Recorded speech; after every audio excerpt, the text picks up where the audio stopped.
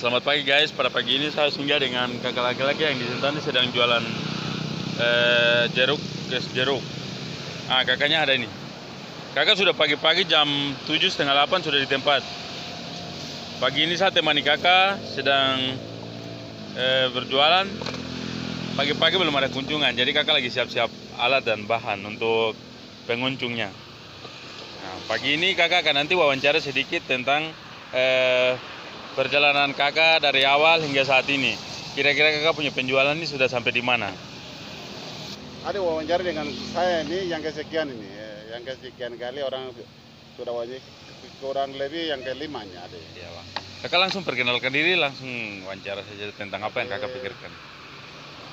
Apa yang paling pertama sekali itu jeruk ini dari ekonomi peningkatan atau ekonomi yang berbasis kearifan lokal. Selamat pagi Mas. Pagi Mas. Ekonomi yang berbasis kearifan lokal seperti kelapa, jeruk, pinang, singkong, ubi-ubian dan lain-lain ini, dan sayur-sayuran itu bukan bawa dari Pulau Jawa sana. Itu ekonomi dan yang sudah ada di Papua di sini. Karena itu sekarang kita perlu ada peningkatan ekonomi yang berbasis kearifan lokal. Dari situ saya merintis di tahun 2017 untuk es jeruk ini. Khusus penjualan es jeruk tertutup di dalam rumah makan itu biasa.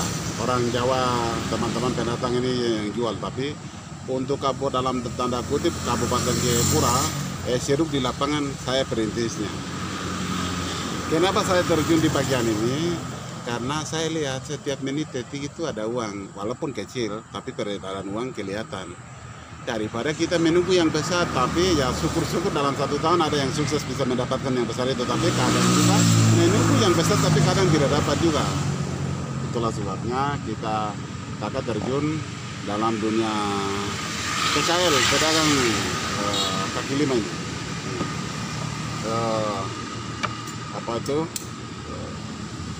Jadi usaha kaki lima ini, pedagang kaki lima ini kecil, tapi ya syukur ada kelihatan ada bisa untuk makan minum, untuk menghidupi anak dan istri di rumah, bisa memenuhi kebutuhan itu bisa ada begitu. Itu satu. Yang kedua, menjalankan usaha kayak begini hanya dibutuhkan satu, ketekunan, kedua kesabaran, terus yang ketiga fokus tidak boleh hilang fokus begitu, harus fokus dengan apa yang kita lakukan, seperti itu yang saya sampaikan. Terus yang lain, kita punya teman-teman adik-adik khususnya untuk generasi muda Papua ini saya bicara pada masalah fakta ya. Fakta dan realita yang ada ini, orang Papua memiliki malu, malas, dan gengsi.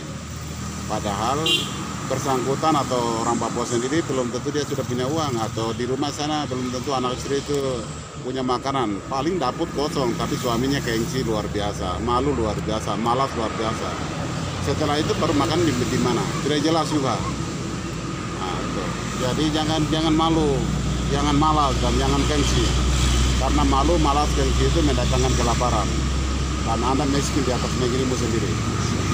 Tidak boleh miskin, tidak boleh pengemis di atas negeri kita. Apa yang bisa kita buat itu kita harus lakukan. Karena kita kaum intelektual, kaum terpelajar, kaum cendekiawan.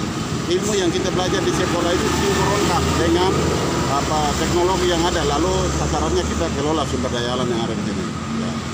Teknologi itu kita dapatkan melalui ilmu pembelajaran. Jadi pengetahuan kita terima di sana, terus teknologi disinkronkan dengan teknologi, lalu mengelola sumber daya alam yang ada. Namanya ekonomi berbasis kearifan lokal. Demikian. Siap kakak. Kakak punya saran? Ya kakak punya saran itu, jangan malu, jangan malas, dan jangan gengsi. Karena Anda malu, malas, dan gengsi, belum tentu Anda punya rumah di rumah itu ada kecukupan makanan untuk menghidupi anak dan istri. Atau mungkin yang tidak berkeluarga, pribadinya sendiri sakunya atau mungkin kosong, atau dompetnya kosong, tapi gengsinya luar biasa. Setelah itu kita mengemis lagi ke orang lain, tidak boleh. Itu kebiasaan yang tidak baik. Apalagi kita yang sudah belajar, yang punya ilmu pengetahuan yang luas ini, harus kita sinkronkan ilmu pengetahuan kita dengan teknologi, lalu kita kelola sumber daya alam dan itu kelihatan untuk ekonominya itu kelihatan. Begitu. Jadi tidak boleh mengemis di atas negeri kita, karena negeri kita adalah kaya dan surga kecil yang jatuh ke bumi. Nah, itu kita siap. Nah, satu hal yang saya mau kasih tahu, jelas dalam doa Tuhan Yesus, Bapa kami di surga, dikuduskanlah namamu, datanglah kerajaanmu, jadilah kehendakmu di bumi seperti di surga. Nah, jadi kehendak Tuhan itu jadi di bumi melalui orang yang tepat di waktu yang tepat dengan cara yang tepat pula. Jadi Tuhan mau kita harus sejahtera di bumi dan sejahtera juga di surga. Jangan menderita di bumi lalu menderita lagi di akhirat awal. Begitu tidak boleh. Jadi kita harus sejahtera di bumi dan sejahtera di surga. Dan kesejahteraan itu terjadi melalui orang yang tepat dan dengan cara yang tepat di waktu yang tepat pula. Seperti itu. Terima kasih kakak, hormati kakak. Terima kasih untuk waktunya. Amin. Hormati.